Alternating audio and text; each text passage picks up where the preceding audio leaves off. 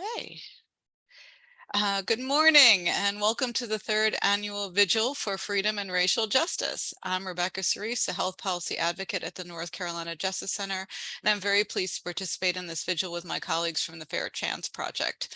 The Vigil for Freedom and Racial Justice is made up of a broad coalition of North Carolinians calling for justice, fairness, and second chances for people incarcerated in our state prisons, especially Black people and other people of color.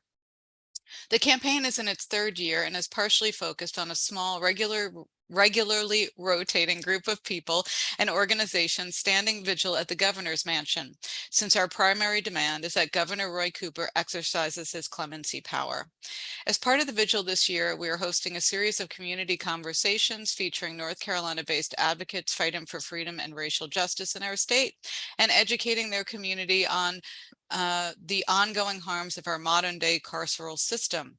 Today's conversation is about reframing justice involvement as a public health issue instead of a public safety issue. And we are joined today by Philip Cooper and Abdul Hafeedh bin Abdullah. And obviously this is something that's very near and dear to my heart, being a health policy advocate. And in so many ways, our mass incarceration system is so directly tied to health. So many people end up incarcerated due in part to health factors. 70% of people in jail have substance use disorder. 65% have mental health issues. So we've basically criminalized what are essentially health issues. And so many of these issues stem from social determinants of health, which are societal factors like housing, nutrition, transportation, and toxic stress and interpersonal violence, which all have a direct impact on a person's health. And I know Abdullah will talk a lot about the impact of violence and offer some public health solutions. And I'm really excited to hear his comments.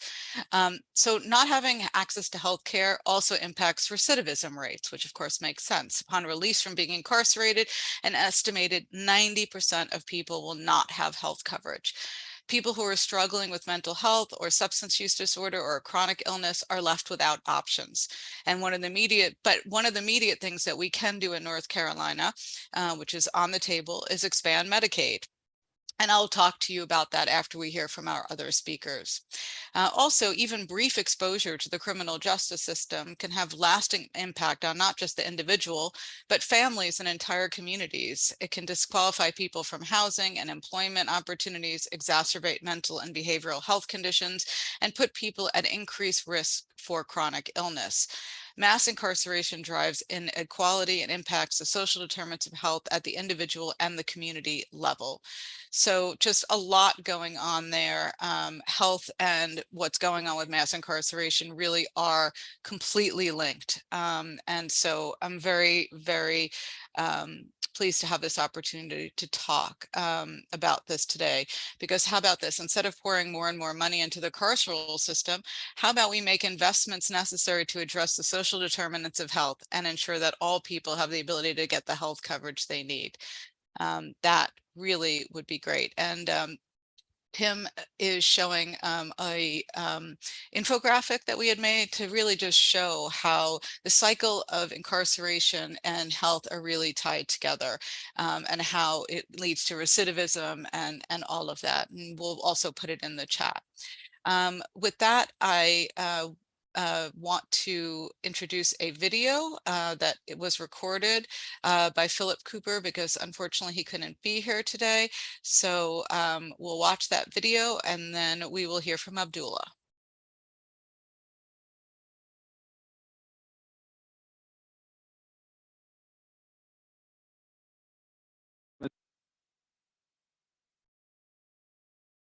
My name is Philip Cooper.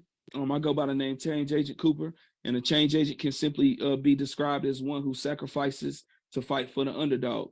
And so this morning, I want to talk to you all about public health and the relationship that returning citizens has with public health and vice versa. So I'm a certified peer support specialist. I'm a certified community health worker and community health worker supervisor. I believe in lived experience. You know, when I was in Bethesda, Maryland, speaking on a panel, one person said it was lived expertise. And I love that, because the lived experience of a person is what helps with establishing that rapport, is what keeps that passion going so that a person doesn't quit. It keeps us going to work and save our peoples that's coming home from prison. As I said, with the term change agent, fight for the underdogs. And so as a certified community health worker, I have public health allies. I have allies in public health with the county. I have allies in the public health space, even on a national level. And even on the Operation Gateway board, I have someone with a master's in public. I have two people with a master's in public health. And so they're teaching me a lot about social determinants of health.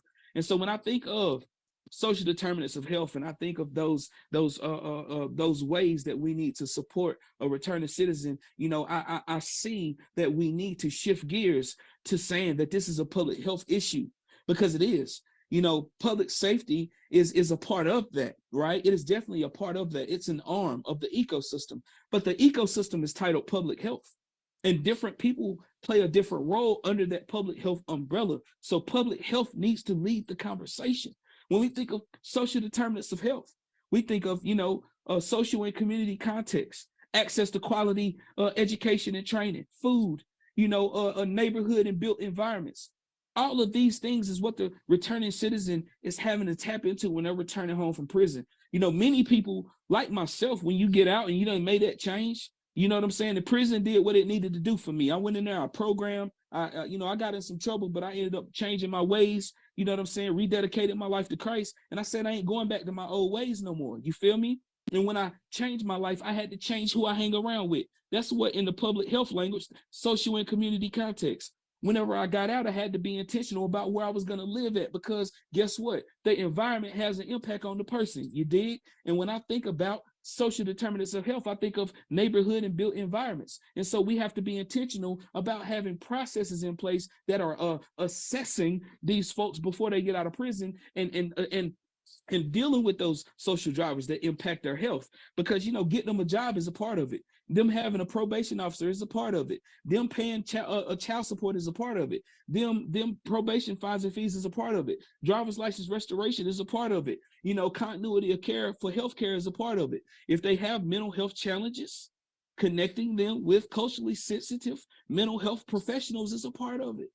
Because many people self-medicate anyway. And that's what leads them to the penitentiary. When you look at, what is it, some over 70% of people in the penitentiary have substance use challenges. So we got to be intentional about addressing those social drivers that impact their health. And so this is a public health issue, y'all. It ain't just a DPS issue. And DPS plays a major role in it. We need to have those healthy partnerships with DPS to be able to have proactive communication with the person before they get out of prison, to assess their needs and give that case manager a break. We need to have that healthy relationship, partnering with purpose. And in the public health lens, we understand we have to look at the root causes, y'all. That's why this is a public health issue. We can't expect, some of these other system level folks to be concerned with root causes. That's what the public health side is going to do. And that's why public health has to lead the way, because root causes matter. And once we address the root causes, that's when we can start talking more about prevention. You did? And at that point in time, that benefits public safety. If we have the public health lens in the beginning, it will benefit public safety. But we can't say that public safety is the forefront, because we have to look at it in a holistic view, with social determinants of health being the priority. So I hope it makes sense. I do a lot of translating social determinants of health to community members, because I'm on the National Association of Community Health Workers, and we believe in community assets. And many of those community leaders are the ones who are helping change the game and end stigma. And the community health worker credential is what many of them have. And as they go through their trainings, I'm talking to them about the social determinants of health, and I'm making sure that I make it plain for them, breaking it down. Because like I say, y'all, the public health lens is the one that we have to have, because that's the way that we're going to look at the root causes of how these people are getting into the life of crime. It was something that led to that. Let's address that so they never have to get there. My name's Change Agent Cooper. I'm not the answer, but I'm for damn sure the alternative. Great comments from Philip Cooper, Change Agent Cooper there.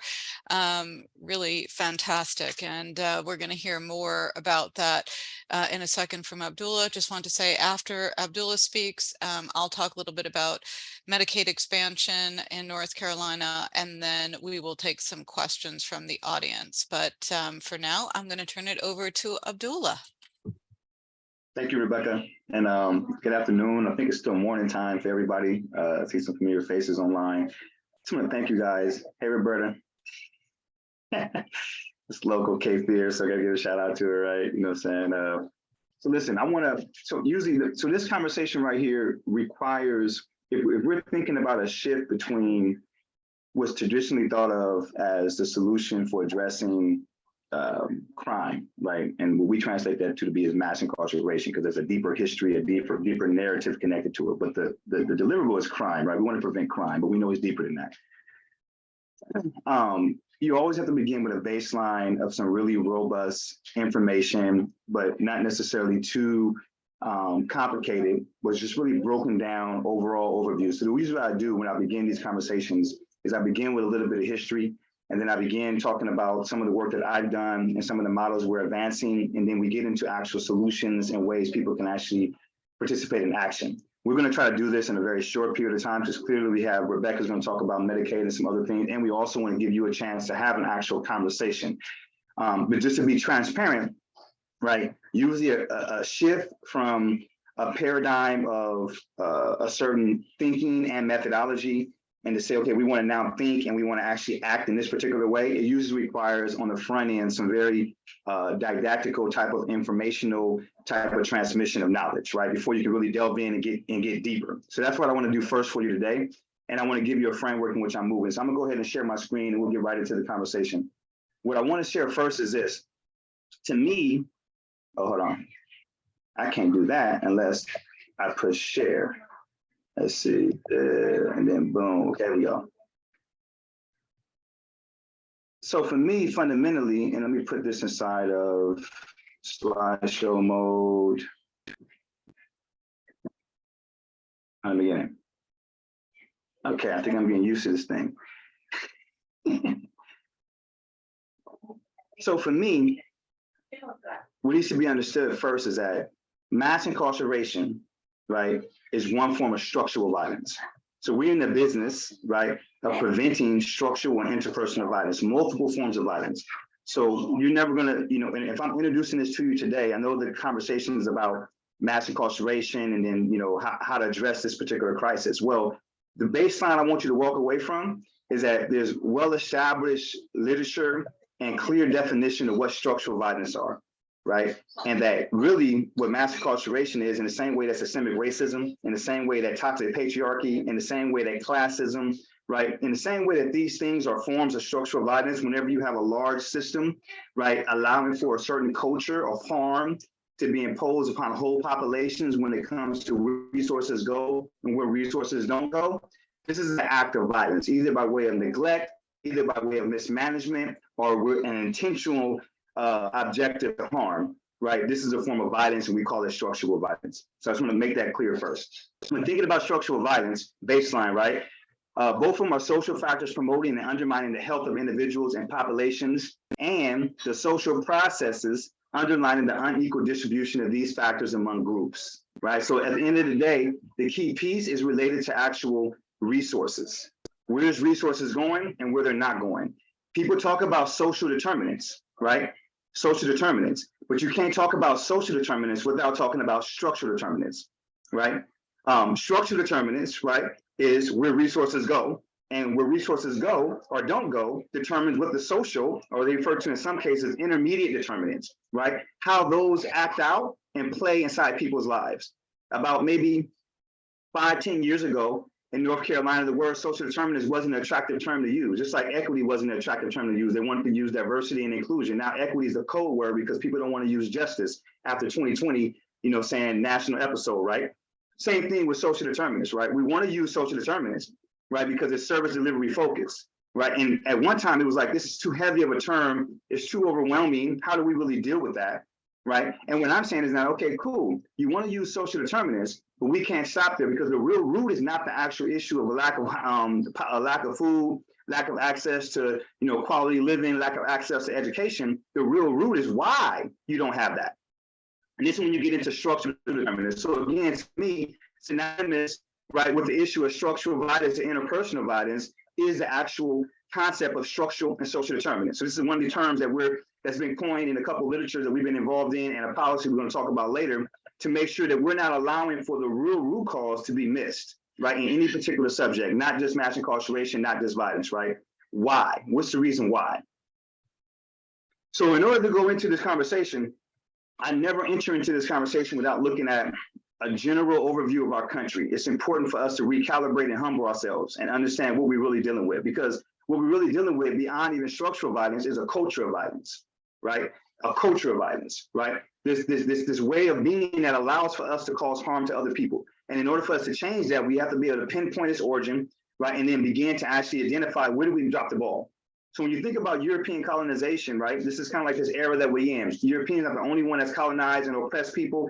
We just happen to be living inside of the age where our European brothers and sisters has been the most effective at actually global domination with a particular type of actual methodology, which is to dominate and exploit. That's just been the case, right? That's a fact. Again, others have done it before them, but that we're not living in those times right now. We're living in these times, right? So European colonialism, the one we're focusing on, looks like an actual overwhelming presence of European countries imposing themselves upon the lands of Central and South and North America that we refer to it today. We know that's actually really Turtle Island, but nonetheless, we're saying that populations of individuals came here and they took lands from individuals. In order to take their lands, they had to actually take every sense of resiliency, every sense of resistance, every spirit to want to actually be, a normal, free, living, contributing member of society or the world that they're in. You have to take that from them in order to actually subjugate and dominate. Another part of that colonialism, right, included the transatlantic slave trade, right? So instead of entering into Africa, they didn't do that to 1886, right, Berlin Conference. Before they entered into Africa, they started to extract people from Africa in order to come and build the countries we know today to be Central, South, and North America. In order to do that, again, you have to strip people.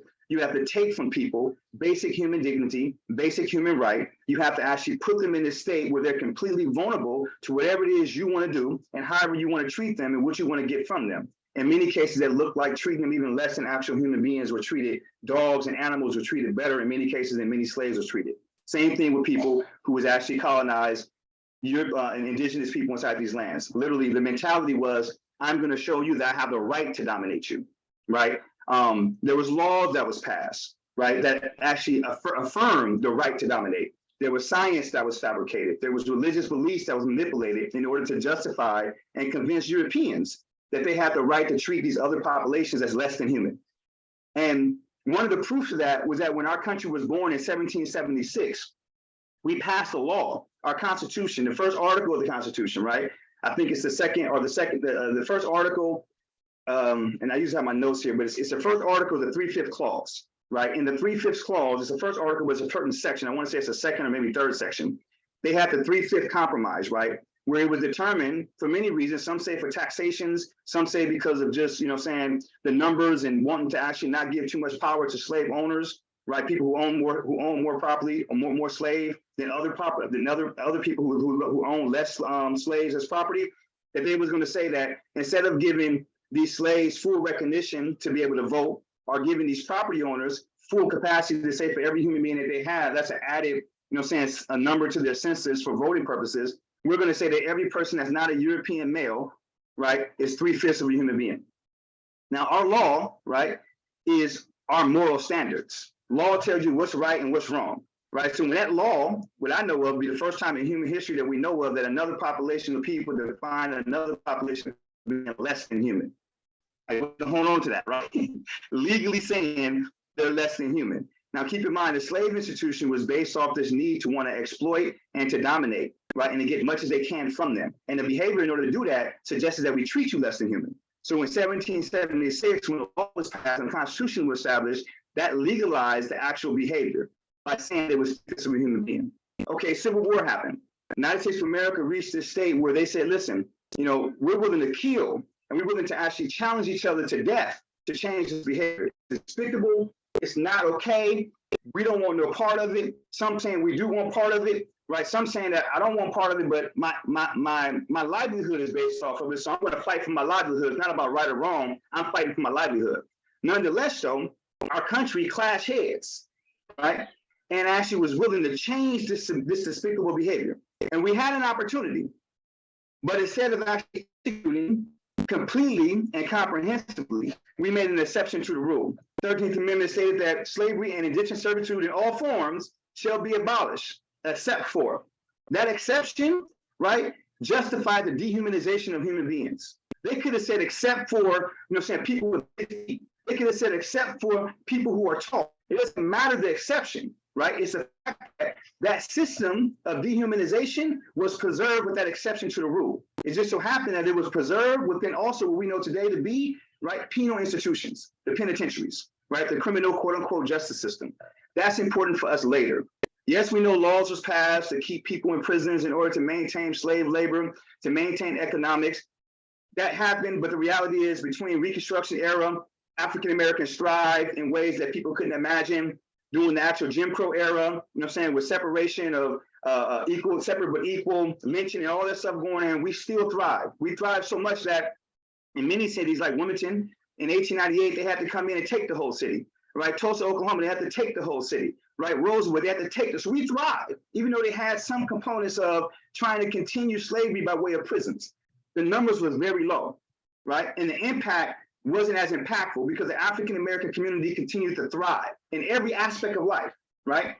The other thing that needs to be noted is that during that Reconstruction era, the Jim Crow era, and up into the 1960s, African-Americans began to, right, be leaders, right, when it comes to transforming the social consciousness of America. When it came to activism and social justice, right, our voices were some of the most profound, not the only ones, but some of the most profound and trendsetters when it came to what does it look like to be better human beings in America. So we were still thriving. And what was noticed was that internally, there was very little self-abuse. It existed, child molestation, alcoholism, domestic violence, some form of interpersonal violence. It was present, but it was never so overwhelming where the family structure was destroyed. Never so overwhelming where there was like actual large-scale forms of actual tribal conflict and gang-related activity happening within the African-American community from the times of slavery up until the times of 1960s, 1970s. There's a reason why I make that point. Because when you're talking about mass incarceration today, you have to pinpoint at what particular point did it begin to have a significant impact upon the actual health and wellness and the overall livelihood of actual human beings in America. Specifically, as an example, African-American, you can also deal with the Latino community if you want to actually expand a little bit further. We want to give one case study to African-American today. So again, what am I saying? You have that history, and then all throughout that history, right, you have this population of people who thrive. And interpersonal conflict, interpersonal abuse, interpersonal violence, intrapersonal abuse, right, was not as prevalent as we see today. What changed? If you ever get a chance, we'll send this link out. I can't show it today because we're limited in time. This is a gentleman by the name of Ricky Ross. This video is actually a documentary about him. Ricky Ross was a young individual that was from Texas. It was from Texas that was living inside Los Angeles, California. And he was actually connected to a group of individuals from Nicaragua, we'll talk about here real shortly, where they was allowed to, in order to actually change the politics in Nicaragua, which allowed for a successful communist country, socialist country to thrive, in order to actually stop that country from being a successful communist country, quote unquote Cold War, there was a tremendous amount, about hundreds of thousands of tons of actual cocaine, pure cocaine, allowed to be sold into the streets of actual America, particularly to African-American communities. Ricky Ross is one of the individuals who personally testified and went to jail for it and was known for being one of the most wealthiest men inside of America by virtue of the actual drug trade. He sold those drugs to Crips and Bloods, to young gang members that at the time in the 1970s, early 1980s, these individuals, if you gather 10 of them on the side of an actual corner and you frisk them, you may find one handgun in the bush. You might have found an actual sawed-off shotgun. There was no robust presence of guns. There was no robust presence of actual murders and killings. There was no robust presence of economics and wealth. During the 1970s, going into the 1980s, specifically the 1980s, the actual sharing of tons, hundreds of thousands of tons of cocaine into the inner cities of America produced a multi-million-dollar industry and enterprise called gang culture, Crips and Bloods. And then it surfaced into the Latino community as well, too. This enterprise escalated violence, murder, self-abuse, the breakdown of the Black family in ways that you can't imagine. At the same time that particular drugs was allowed to be inside of our community, and I'm gonna show you the proof right now, we initiated our war on drugs, our second war on drugs. This is important, man. You're talking about structural violence, talking about a culture of violence, right? While we was allowing for drugs to be funneled into our communities in order to stop Nicaragua from becoming a successful, socialist country, right? Some people call it the collateral damage, right? We consciously did that. At the same time, Reagan initiated the second war on drugs. Let's just talk real quick. In 1987 and 1988, there was an investigation by the Kerry Committee that says, right, payments to drug traffickers by the U.S. State Department of funds authorized by the Congress for humanitarian assistance to the Contras. The Contras are the individuals that was a part of the government that was ousted by the actual government, the socialist government called the Sandinistas, that the U.S. was funding in order to get the government back so it won't be socialist. That's the Contras. In some cases, after the traffickers had been indicted by federal law enforcers, hold on, let me change this, by federal law enforcement agencies on drug charges, and others while traffickers were under active investigation by these same agencies. Ladies and gentlemen, we're not talking about a few transactions, an ounce here or 2 ounces. We're talking about tons of actual cocaine that they was under actual investigation for, and we're talking about tons of actual cocaine and murders, right, that actually happened that these particular individuals were in association with, but it couldn't have been proved, or it was actually shown that later the investigation wasn't actually followed up on, was associated in this particular report. And Kerry then announced it in 1987, 1988 that this was something that was known, although it was never really officially acted upon or no one's ever officially held accountable. Again, gentleman by the name of Gary Webb, and he killed himself, shot himself 2 times in the head, did an actual report on it by the Sacramento. Some of the things that was actually noted was things I'm not going to read today because I don't have that much time, but that clearly, right, the Anti-Drug Abuse Act, which was established in 1986, created a mandatory minimum prison sentences for certain drug offenses. We know that crack cocaine, people got more crime or more time in prison than actual people with regular cocaine, right? There's certain numbers on it. Most of you guys probably know that because you're into mass incarceration. But the point was that it was an escalated consequence for people selling crack cocaine. And we know at that time, there was already reports and investigations being made saying that this cocaine that was being turned into crack cocaine, that was being put into the hands of these gang members and these actual street hustlers inside these inner city communities, these things were going to Black communities, and it was allowed in many cases to be in there because they wanted to stop what was happening inside Nicaragua. It was an ongoing investigation why this was happening. What's the result? From the 1980s, right? 1980s, you see right here, 500, maybe let's say 250,000, 350,000. By 1990, that number reached 1 million. By 2000, now 1990 is important. This is when they define this as actual super predators. And I tell people all the time, because I was a part of that generation, I was a super predator, right? But I was creating into a super predator, right? My environment and my community and what type of things were overwhelming my community and how things I was happening to navigate in my community turned me into a super predator, right? Those structural and social determinants, right? Yes, we was very unhealthy people. But by the 1990s, going into the 2000s, you're talking about 2 million people. And then now currently anywhere from 2.5 to 2.8 million people constantly in and out of prisons, right? When you start talking about the impact upon a particular population of people, and we're going to talk a little bit about what happens in prisons, right? Because my area of focus is about violence, right? And the transmission of violence. How did a population of people go through so much from the times of end of slavery into the 1960s and 70s and be able to still thrive and be able to still function at a level of optimum, performance and be able to overcome everything they was going through and never have an overwhelming presence of so much self-abuse, inter-conflict, right? Murders and child molestation. What happened that was different? What happened that was different? Well, 1980s, mass incarceration, war on drugs, and the allowance of crack cocaine into our communities, which produced this culture of violence and gangs inside of our communities, is the root of it, right? Again, look at those numbers. 350,000, average 500,000 within 10 years, right? 1 million within another 10 years, 2 million, and on and on. So I want to give you a narrative real quick. United States of America, the most violent place in America are prisons. In prisons, right, you're going to have the most traumatizing experiencing than anywhere else in America. Now, Americans go to other countries and they experience war, and that's more traumatizing than prison. But as far as American soil, there's not one ghetto, there's not one inner city, there's not one environment that has more violence and the perpetuation of violence happening in close quarters, right, across races within the same race, sexual violence, violence between correctional officers and actual inmates, violence between inmates and against other inmates, right, than inside prison.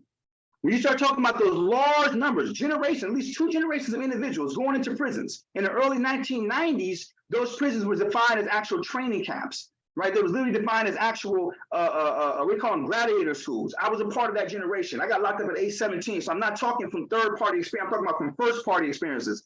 I was literally placed on yards with whites and Latinos and blacks to actually fight each other so that actual people inside their offices could come out and actually wage bets on who was going to win. This was real life things happening inside prison, right? When you start talking about what people experience in prison and the type of trauma and the type of cultural violence that's actually perpetuated in that environment, what happens when they come home? 90+% of people in America that's in prisons come home. There's only a small percentage that have life in prison or on death row, right? Majority of them are actually paid to come home. When they come home, they bring that violence back to our community. When they come home, they bring their trauma back to our community. And that trauma is imposed upon that actual family. And that family then perpetuates the behavior. If they don't not able to survive and actually live a healthy life, which many still do. I'm not suggesting that we all broken and all, in situations that's completely unhealthy. But the overwhelming presence of violence in our community, addiction, mental health, the lack of investment in economics, school environments inside of our community, has actually come from the fact that when people come home from prisons, they're perpetuating that violent behavior. Not all of them, but many of them. That violent behavior then gives people reason not to invest in economics, not to invest inside the schools. It gives people to want to call for more police to come. When the police come, they incarcerate them, they put them right back into the most violent place in America. I don't care what they're trying to do to make it better. It still remains to be the most violent place in America.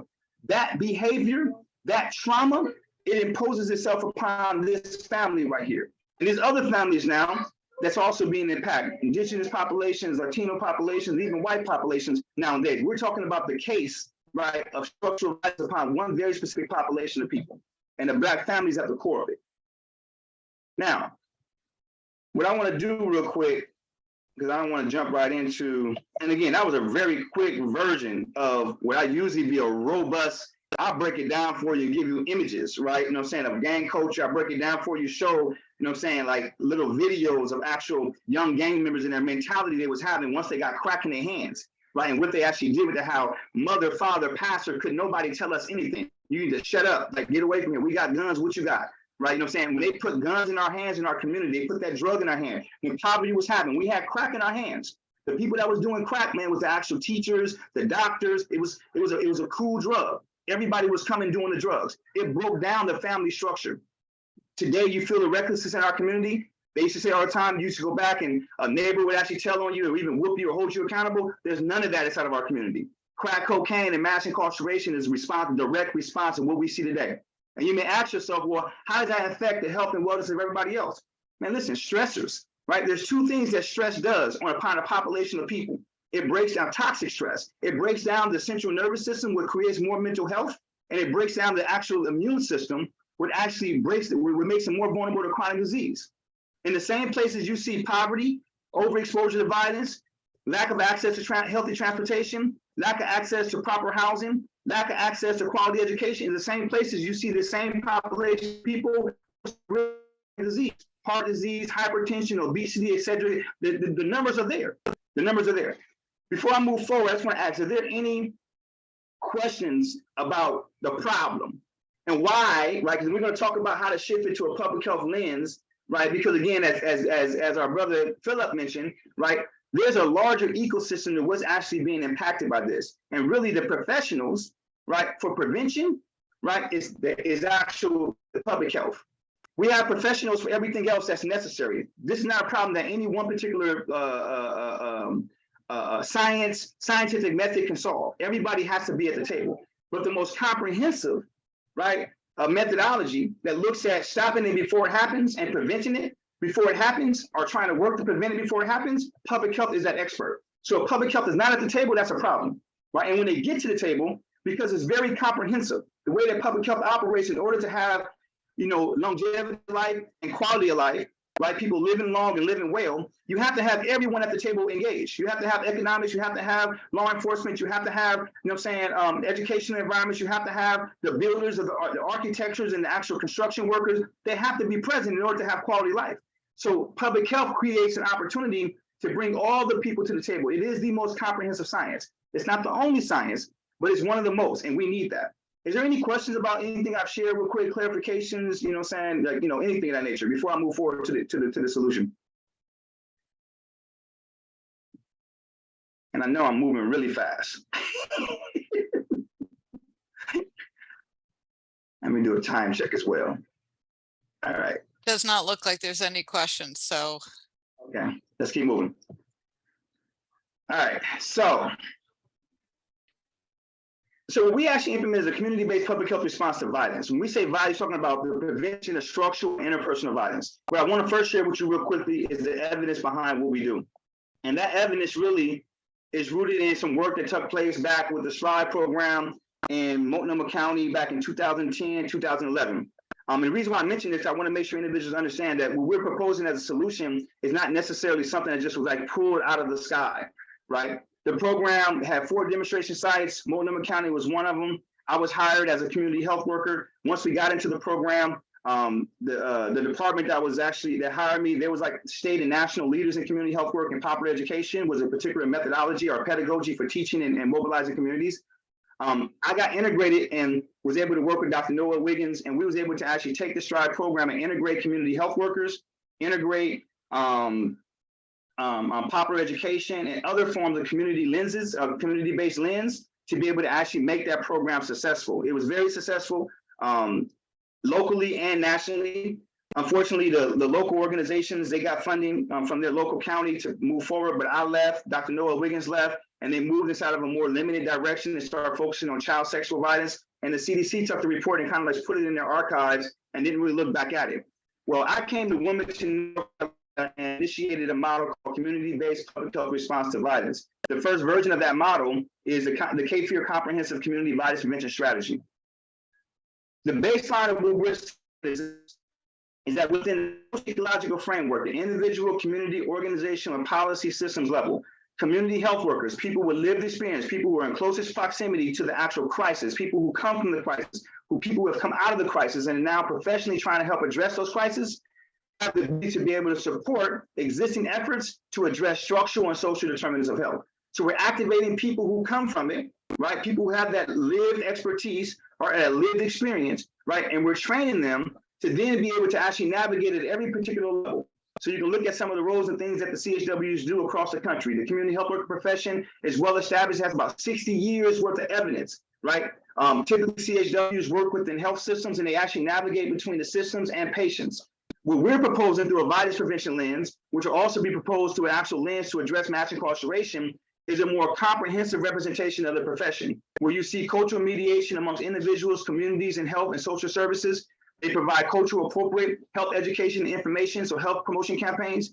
They care coordinators. They do case management and system navigation. They provide coaching and social support. They're advancing our individuals and communities, building individual and community capacity, providing direct service, meaning like, help with food, access to this, access to that, getting the families what they need directly, implementing individual and community assessments, conducting outreach, and participating in evaluation and research. This is what we propose that CHWs can actually do and can be able to support when it comes to addressing the crisis of violence. Again, structural and interpersonal violence. It's the same case for mass incarceration. Like this ideal, I'll give you this piece, this ideal of this dealing with mass incarceration from a lens of, reentry. That's so downstream. Like if that's part of public health, that's along the downstream. I mean, they've already been incarcerated, they've already spent their time in prison, and then they're also now coming home. We're trying to help them not commit crime again.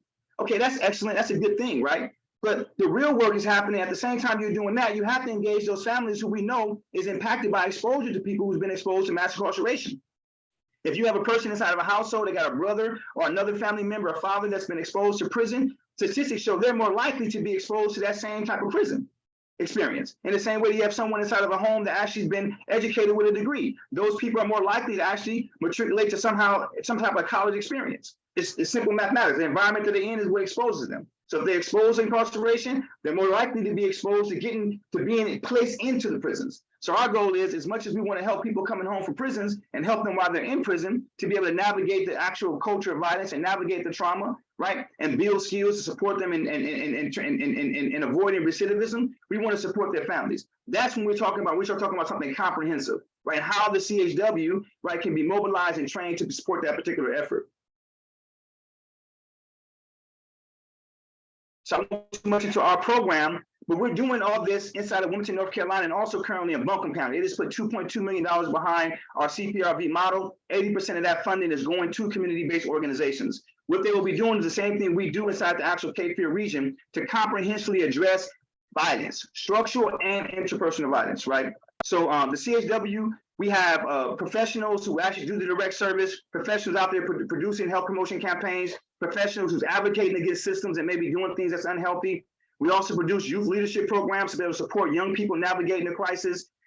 We take dormant assets, right? Repurposing the built environment, SEPTED, crime prevention through environmental design, using the built environment, something that may not have been used before in a way that's healthy, something that can be being used, in a way that's unhealthy, and we activate community assets. Those group of individuals you see in that circle, right? These are all activists and community members that dedicate their time to make change in the community. We gather them together to begin to take an environment and make it more beneficial, right? Make it something that actually is offering value to the community.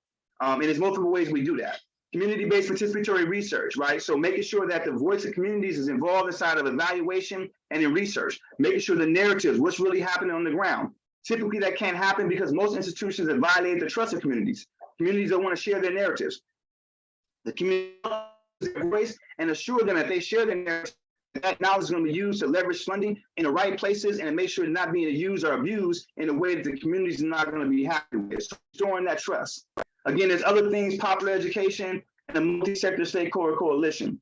Now, again, some of the things that makes this possible is that we have X behind it. There's a national lit review by the Center for Disease Control and Prevention that was published to American Public Health, American Journal of Public Health, that recognize CHWs and the roles in which they do to prevent violence. And a part of that violence included structural violence. Our program inside the Cape Fear region was actually mentioned as an actual promising organization to be recognized for doing work through a community-based public health lens. Same thing, we have the APHA policy, which we'll talk about here in a moment. I'm just going to go through this real quick. Of course, CHW roles, again, this is another profession. I'm just going to go through this real quick. Okay. So you guys get a sense of what's possible. What I'm going to share with you is that as far as action, just recently, there's a policy that was passed by American Public Health Association CHW section. This policy will be going live. You can find it online if you're an APHA, American Public Health Association member, but if not, it'll be made available January 1st. This policy, this is some of the authors, Ramana Rabbani, myself, Dr. Ritchie, Dr. Cynthia Williams, Keela Marlin, and Dr. Noah Wiggins, and most of them are out of North Carolina, 2 of them are not. But we utilized this policy and got national buy-in. It's about like 27 something contributors from across the actual country. Individuals, we had endorsements external from Partners in Health, North Carolina Health Educational Centers, and then internally we had about 9 or 8 to 9 endorsements. The actual policy about. The policy is named A Strategy to Address Racism and Violence as Public Health Priorities. Community health workers advancing equity and violence prevention. The reason why the policy was passed is we know that 200 something plus cities and counties and governmental leaders across the country declared racism as a public health crisis, right? Many of them did it. Buncombe County did it, New Hampshire County did it, and all type of other places around the country did it. I don't know about you guys, but we really haven't seen any type of comprehensive strategies to respond to that particular policy. What we're producing is a comprehensive strategy to identify community health workers, uplifting them to be able to be a key instrument to be able to address systemic racism. But in this case, we're saying systemic racism and interpersonal violence, because we know, again, systemic racism is one form of structural violence. So we prevent structural and interpersonal violence in the same way that mass incarceration is one form of structural violence that we know is motivated by systemic racism, right? A little bit about the actual policy. The goal of the policy, systemic racism and violence have been widely acknowledged as public health emergencies. However, we currently lack a comprehensive strategy that address the underlying causes of these public health threats. CHWs are well suited and well placed to address these underlying causes and reduce violence and racism. To make a more optimal contribution to addressing racism and violence, CHWs need to be trained, supported, and provided more opportunities through program development. This particular term, we'll talk about that later. This is some of the concepts, as you can see, what I told you about our program, you can see it integrated into this. Racial inequities is a key root driver of poor health and outcomes in communities. One of the outcomes of these inequities is disproportionate exposure to multiple forms of violence. This becomes an exacerbator for existing social insecurities. CHWs have been engaged in building health equity by addressing underlying causes and work collectively equities within their community. CHWs also can work effectively with other professionals to address systemic racism and multiple forms of violence.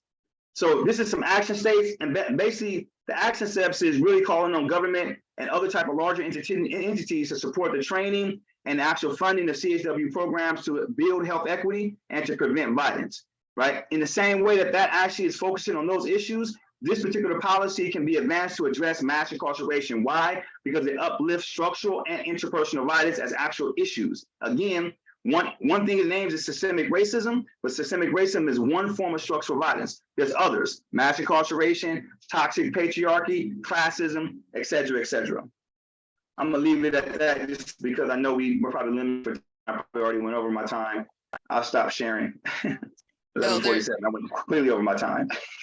But so much interesting and exciting information that your exciting program, an alternative to just continuing to invest into mass incarceration, wanting to actually address the root causes of it. So I am going to just take 1 minute just to talk about Medicaid expansion, and then we'll go to questions.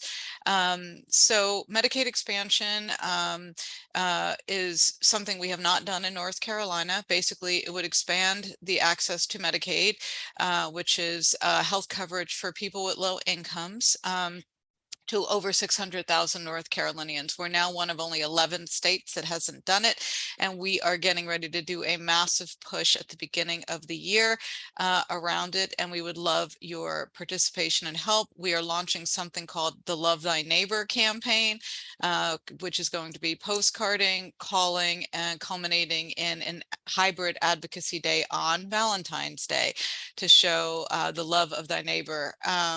How we love our neighbor is give them the ability to get health care when they need it. And, you know, let's get people the help they need before they get incarcerated. And so, again, this is not a fix it completely, but it's definitely can help people. And another exciting thing that the Medicaid program is doing in North Carolina in particular is something called Healthy Opportunities Pilots, which are attempting to begin to address the social determinants of health. Medicaid, the federal government invested in North Carolina in trying to give us the resources to start dealing with things like unstable housing, food, nutrition, and dealing with interpersonal violence.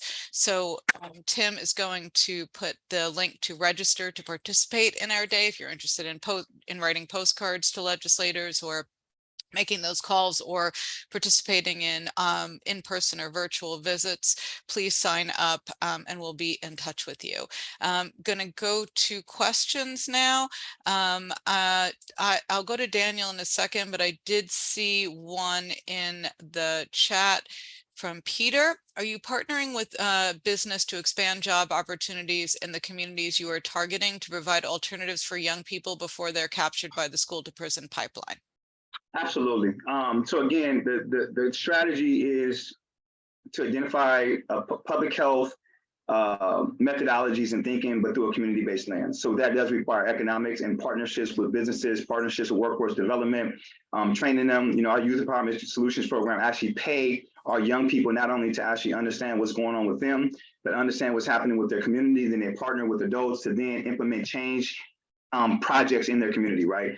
And again, while they're being paid, they're also developing skills of organizing, planning, meeting facilitation, budgeting, fundraising, all those particular things, being able to present in front of city council. So they're getting all those skills for the purpose of actually preparing them for work, and they're being paid to actually engage in change agent activities inside their community. So absolutely. And then we're looking for other partnerships, and anyone that's implementing the model, right?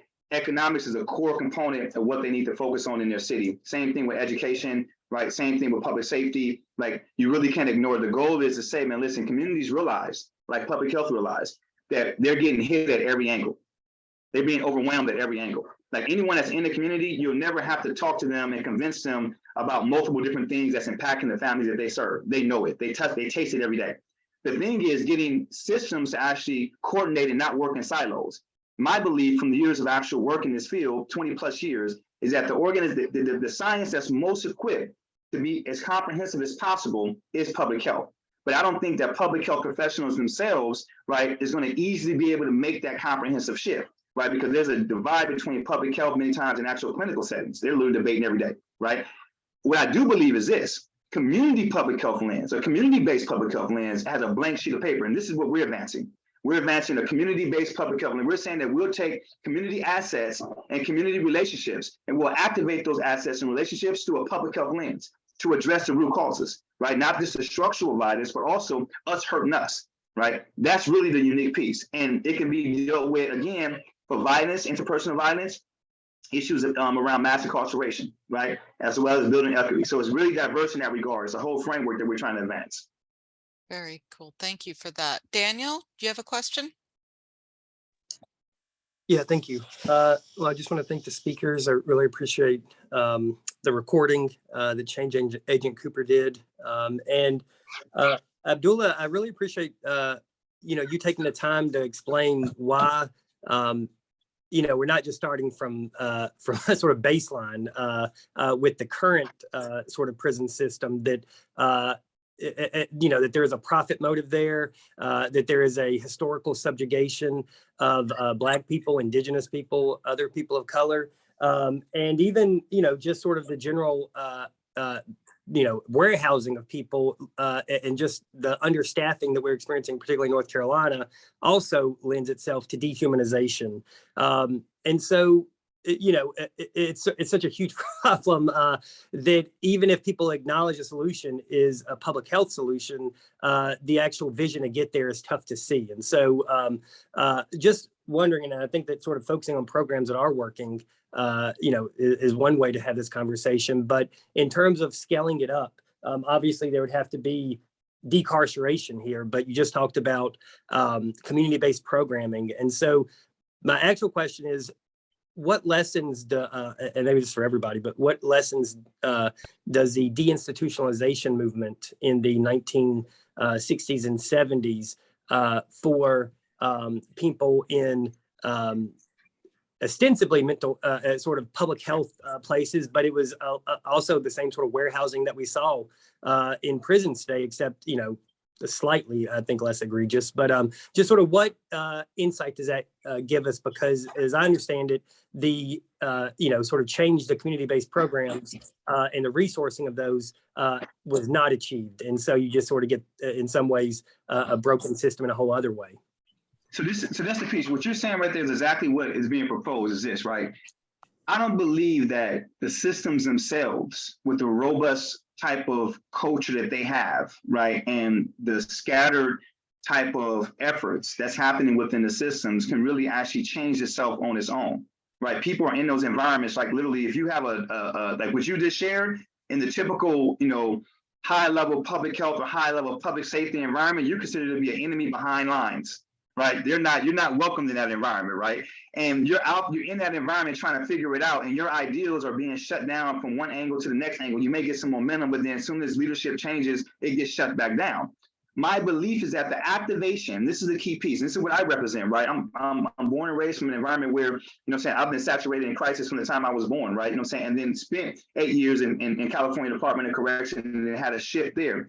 My belief is this, that there are community assets, there are community brilliance, community genius, right? People who are not typical professionals, that haven't learned through K through 12, haven't learned through, academic environments, that's learned from real life experiences, right? That are out in these communities, volunteering their time and supporting existing efforts. Right now, as we speak, they've been surviving, but all the stuff that's happened to these communities, they're still present. We're still engaged.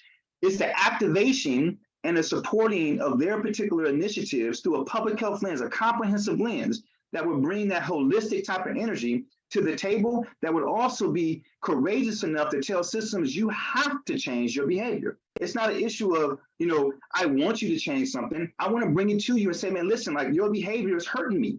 Right. You know what I'm saying? If you keep sending, you know what I'm saying, policies down that actually keeps resources in one group of people, right, and that other group of people are not getting those resources and they're dying, and they're actually dying earlier, and they're living in a more unhealthy way, and I'm showing you this, and you continue to do that, that's a form of abuse. Like, you're consciously hurting me. And I think it's the community that will bring to life in a professional way, right, be able to show the science to it, right, and show the facts. We'll bring to life this kind of, like, I'm gonna call it this what it is, right, this countering of actual cultural sociopathism. When you hurt people and you know you hurt people and you're not changing it, that's sociopathism, right? And our goal is to say, man, listen, like, we can do better collectively. We can do better collectively. But I believe it's the community, right? It's the community-based organizations, those networks, that once they're integrated and partnering with systems, that the people that's in the system, like the ones that's in this room today, that want to be able to change, they'll get the support they need and increase language, right, and momentum on the ground to force that change, right? That's my belief. That's the reason why I push a community-based public health response to prevent structural and interpersonal violence. I believe that the real power is in the community to support the people that's in the systems trying to change it, but they're overwhelmed by other people and other type of cultures that's not in alignment with what they really know is right.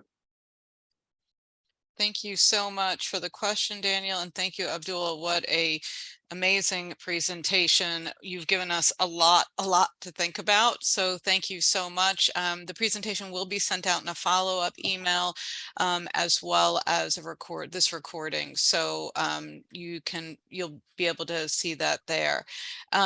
Just quick wrap up. The community conversations are going to continue. The next one is Thursday, December 29th, same time, and the vigils also continue. You can find out more at www.decarceratenownc.com, and you can also sign on to the letter to Governor Cooper. And the Carolina Jews for Justice are having an in-person vigil in front of Governor Cooper's office on December 25th on Christmas Day from 11 to 1. So if you are looking for something to do, get out, then you can do that.